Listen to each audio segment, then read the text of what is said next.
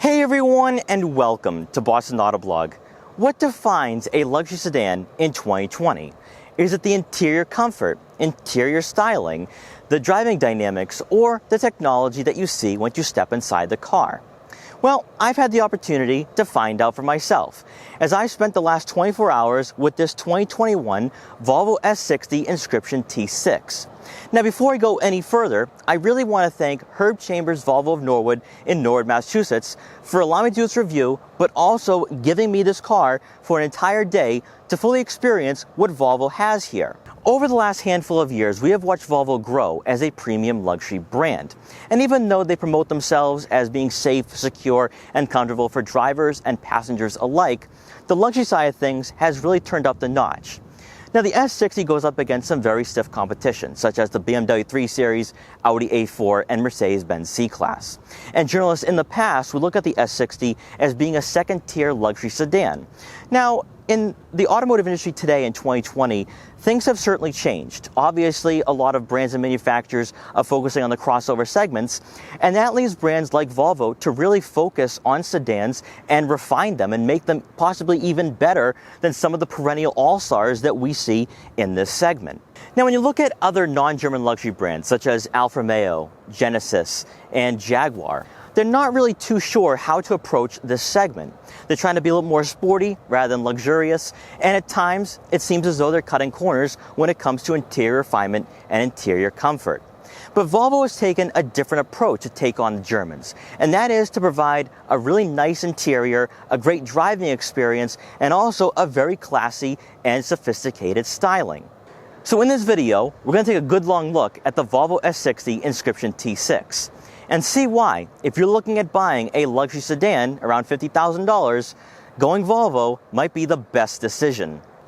And so, without wasting any further time, let's get right in this review.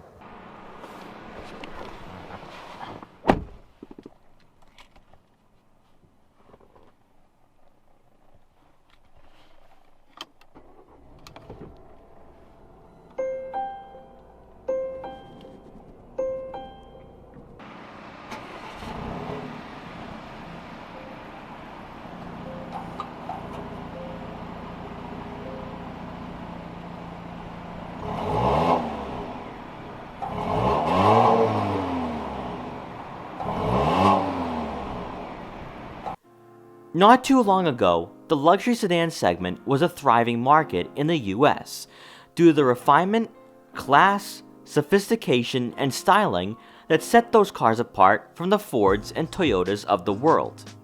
Today, not so much, and that can be attributed to the popularity of crossovers, but also the trickle-down effect of technology and comfort features becoming far more widespread.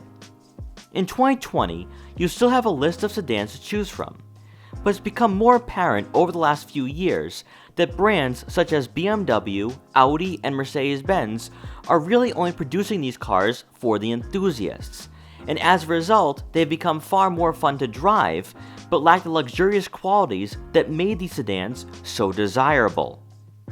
Volvo's latest initiative is to be a premium luxury manufacturer, and while on this quest, they've given consumers a car that's modern in every way, but in true Swedish fashion, outshines many who claim to offer the same experience. Starting off with pricing, the Volvo S60 Inscription T6 we have today comes in at $48,645. But with optional packages and exterior upgrades, you could see a final cost above $50,000. Before getting into design aspects and the smaller details, we had to discuss the road presence of the sedan and the perception of size, as from the outside, the S60 appears to be much larger than a BMW 3 Series, when in reality it's a mere inch longer and wider, and is almost identical in terms of dimensions when comparing it to the Audi A4 and Mercedes-Benz C-Class.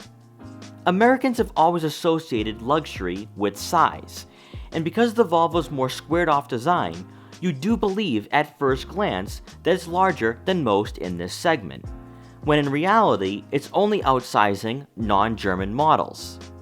Drawing your attention up front immediately is Volvo's signature Thor Hammer LED headlights that bring a sense of class to the overall styling of the S60. For 2021, active bending lights will come standard for all models, including the Momentum, to improve illumination at night or in the early morning. With our S60's black stone paint, the chrome accents become much more distinct, complementing the front grille design to enhance the luxury appeal Volvo is going for with their current lineup. While it may fly below the radar and not draw a lot of attention from onlookers, the S60's more sophisticated and reserved stature actually makes the sedan quite photogenic and striking, especially in black. Moving over to the side profile, the S60 we have today is sitting on 18-inch 10 multi-spoke diamond-cut alloy wheels. You can option for 19s for an additional $800. Adding to the value the S60 provides, Volvo's blind spot information system will come standard for added safety and peace of mind. As we come around to the back, this is where you begin to see design elements taken from the bigger S90, with similar LED taillights. It's here where proportions and dimensions re-enter the conversation, as the squared-off rear fascia once again gives you the perception that this car is much larger than most, especially when looking at the C-pillar architecture that flows downward to the last portion of the S60's road presence. Chrome exhaust outlets will complete the overall look of this luxury sedan, continuing a nice contrast with the body color for the S60. Under the hood, the S60 Inscription T6 is powered by a supercharged and turbocharged 2-liter 4-cylinder engine, putting out 316 horsepower and 295 pound-feet of torque, and is paired with an 8-speed automatic transmission. With the T6 being more performance-inspired, you can expect a 0-60 time of 5.9 seconds, giving you the ability to pass slower drivers and entering highways with ease. Even when the S60 is put in dynamic mode, you still experience a relaxing ride quality, despite the gear shifts becoming more aggressive and steering being tightened. With this model being a T6, all-wheel drive will come standard, but if you don't desire the more powerful engine, the T5 will be paired with front-wheel drive. For fuel economy, you can expect to see right around 21 miles per gallon in the city and 32 miles per gallon on the highway. Inside, you're greeted by power-adjustable heated leather seats for both the driver and passenger, to go along with a 2-position memory function, which isn't too common to see for both front seats in this segment. In front of you, a 12.3-inch digital display will come standard for all 2021 S60 models, and with onboard navigation, the map can either be displayed on the touchscreen, between the digital gauges, or it can even be shown on the heads-up display with turn-by-turn navigation. Resolution and quality are quite impressive, especially when non-German luxury brands aren't known to have technology that can rival BMW or Audi. However, Volvo's attention to detail certainly didn't go unnoticed during my time with the S60. Moving over to the infotainment system, you'll have a 9-inch touchscreen with Apple CarPlay and Android Auto compatibility. And since this S60 is an Inscription, you'll also receive the 14-speaker Harman Kardon premium audio system, which amplify the audio of my favorite music. As with all new Volvo models, the dashboard layout is mostly buttonless, except for the volume and tuning knobs, hazard lights, and front and rear defrosters. This gives the S60 a clean design, but more importantly, makes its infotainment system very reminiscent to an iPad or tablet. After a few minutes of getting adjusted to the screen, it becomes second nature to master, and you become very comfortable using it while driving. From the infotainment system, you can activate or deactivate safety systems, adjust the settings for the heads-up display, access your front and rear parking cameras, and check fuel economy statistics. Basically, everything you want to know about the S60 is all displayed to you from this 9-inch touchscreen.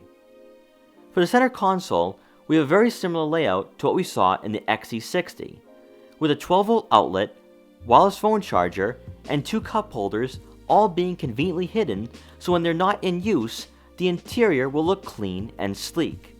Rather than individual buttons, you'll have a small rotary dial which controls your drive mode selector, And comfort is without question where the S60 feels the best, and the mode I was in throughout the 24 hours I had this car. And rounding out the front seating area, for the center storage compartment, you'll find plenty of room for a smartphone. And of course, you'll also find a USB input so you can connect your phone to the car. And above will be a panoramic sunroof, which will let in an abundance of light into the interior. Now for passengers in the back, we're going to start off on the passenger side. I adjusted it a little bit further back and I have plenty of legroom to work with here. Now, I have been experimenting with the adjustability of these front seats and they extend pretty far back. I do think someone around maybe 6 feet tall, 6'1", 6'2", who's sitting in front would still give you enough room, even at my head around 5'5", to not feel squished or cramped, which is pretty significant for a vehicle of this size. You don't really expect to have that much interior room to work with. Now, when it comes to headroom, obviously, I'm not going to feel claustrophobic in this regard, but the roofline definitely seems more squared off compared to other cars in this segment. So you could definitely fit someone around maybe 5'8", 5'9", possibly 5'10", and they're not going to be hitting the ceiling of the S60. Now, for the center seat, you do have some good placements for your feet. I do feel as though the S60 has some good shoulder room, but I don't think practically you could fit a third person on a daily basis. And I feel that way with every single car I review in this segment, just because the middle hump is very aggressive, takes up a lot of space. And really a car of this size, you just don't expect to have a third person back here at all times. Now, if you do have kids, it could most certainly work. But I think people who are like average size adults, I think they're all going to be squished back here for sure. Then on the driver's side, I have plenty of legroom with the seat adjusted to someone of my height, around 5'5". And I have to say, I am more than comfortable back here. So I can just sit back, relax on a long drive if my driver is short, and I can just have a really relaxing time. Now, this kind of reminds me, and I'm not saying it's a negative because the brand I'm about to mention is a step below Volvo, but this reminds me of Volkswagen. Volkswagen does an amazing job of maximizing the interior room that they have, giving passengers a lot of legroom, and that's exactly what I'm experiencing here with the S60. This is actually very impressive. Also back here, you do get 2 rear air vents on the B-pillars, which is super rare to see in this segment. A lot of cars don't offer that. All you usually get is 2 air vents in the center, which we have on this model. We also have dual zone climate control to go along with 3-level heated outboard seats. So passengers back here are going to be nice and cool or warm depending on the time of year. Also, instead of a USB input, we have a plug. So if you have a laptop or whatever you want to be using back here, you can plug that in. You could be editing videos, getting some work done, watch some YouTube videos, and if your driver is short like me, you're going to have plenty of room to just relax and enjoy the riding experience. And then rounding out the rear seating area, you do get a center armrest with 2 cup holders and also a center storage compartment for iPhones or smaller items. Now, coming around to the back for the rear cargo space, you are going to find right around 11.6 cubic feet of rear cargo room. Now, to put that into perspective and how it compares to rivals in this segment, it falls right in line. Very rare to see a sedan of this size have more than 13 cubic feet of room.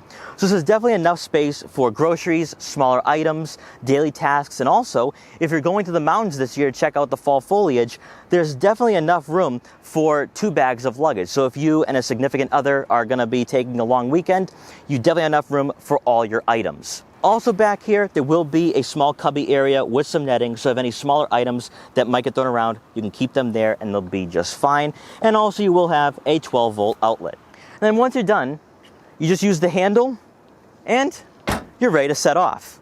All right, so it has been close to officially 24 hours with the Volvo S60, and I think it's a great time to get into the test driving portion of this review. Now, I do want to thank once again Volvo of Norwood for allowing me to take this car home. It has changed the entire experience with this car, and also I think it's going to give me a lot more of a stronger opinion on what this car is about and if it really truly is a premium luxury sedan. So in my usual 10 to 15 minute test drives at a dealership, it's very difficult for me to see all the minor details that you're going to notice once you take the car home and start driving it on a daily basis. And within the 24 hours I've had this car, I'm starting to notice all the small details that make this car really a premium luxury sedan. Now, we do have a heads-up display and it has traffic sign recognition, which will let you know if there is a crosswalk, and also more importantly, it lets you know if you have a passing zone or not, which I've never really seen that. Again, I've only driven cars on 10 to 15 minute test drives, so it's not something I would notice on those little short drives that I do, but that's actually pretty cool to have. Also, on the 12.3-inch digital display, you will have that traffic sign recognition, of course, show up there. But if you're speeding in the gauge cluster, there'll be a red line that lets you know where the speed limit is. So if you're in a 40-mile-an-hour zone, that red line will be at 40 miles an hour. And of course, you can see if you're going faster or slower than that speed limit. So I think that's a pretty cool thing to have. Now, another question and possibly a concern you might have is if you're coming from, say, an older Volvo that doesn't have as much technology features, such as a 9-inch touchscreen, are you going to be able to adapt to it very quickly? And is it going to be something that's going to have a learning curve? And I will say, when I drove the XC60 last week, it did take me a few minutes to get used to it. I was a little bit hesitant as to using it while I'm driving, where now I'm like using this as if it's second nature. Now, it is set up like an iPad or a touchscreen, so it's very easy to get used to. It functions like any other infotainment system. But also, I like to say that this infotainment system is very easy and minimalistic, despite the fact that it's actually really high quality.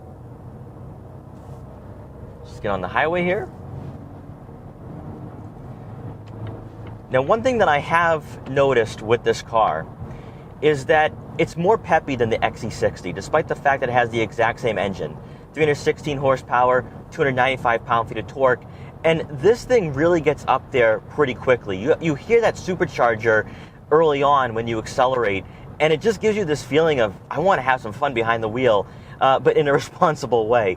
But one thing I did notice too, is that the steering wheel has very aggressive 10 and 2 positions, and that's not what I saw in the XC60. The XC60 to me is more of a laid-back vehicle for you and your family, where you can drive it on longer drives. Maybe you're going to vacations outside the state, or you're going to see family members. It's a more relaxing driving experience. The S60, despite the fact that Volvo is really emphasizing premium luxury and class and quality, there is a bit of sportiness to this car, and you can put this car in dynamic mode. Now, for me, I like putting cars in sport or dynamic mode. That's usually the mode I'm going to have it in at all times. But the S60, actually, it finds a nice balance in comfort mode. I actually enjoy comfort mode more than dynamic. Now, about 5 or 6 years ago, when you said Volvo, you would think that it's a brand just beneath BMW, Audi, and Mercedes-Benz, much like Genesis and Alfa Romeo is.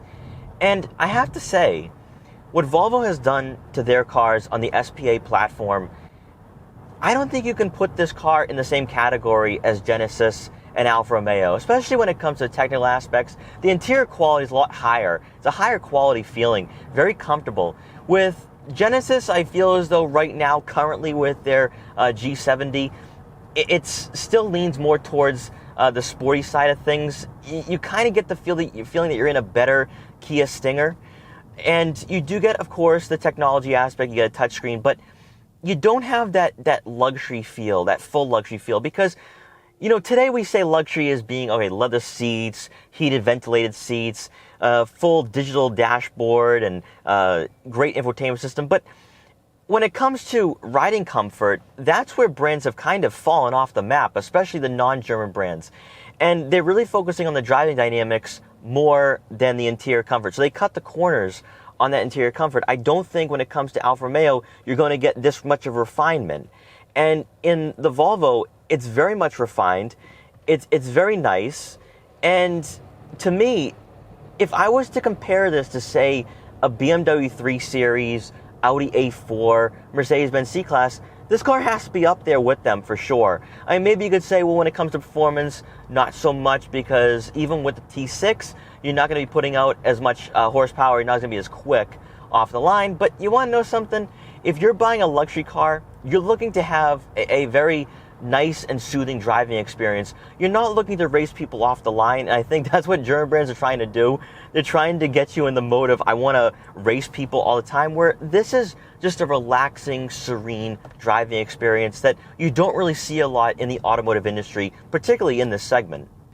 Now, when it comes to back roads and suburban driving, this is really where I feel the S60 is at its best. Now, I woke up in the suburbs of Boston, and in my neighborhood, everyone is basically driving Land Rovers, Mercedes-Benz, Audis, BMWs, you name it. And this fits right in with those cars. And what I'll say with this car is that this is the type of sedan that you want to pack up your family in and go to the mountains, check out the fall foliage, and just have a great afternoon or long weekend. This is what a luxury sedan or luxury family sedan used to be all about. Now, I touched on this very briefly in the 5 reasons why you should buy a Volvo XC60 video, and if you haven't seen that video, I'll leave a link in the description below.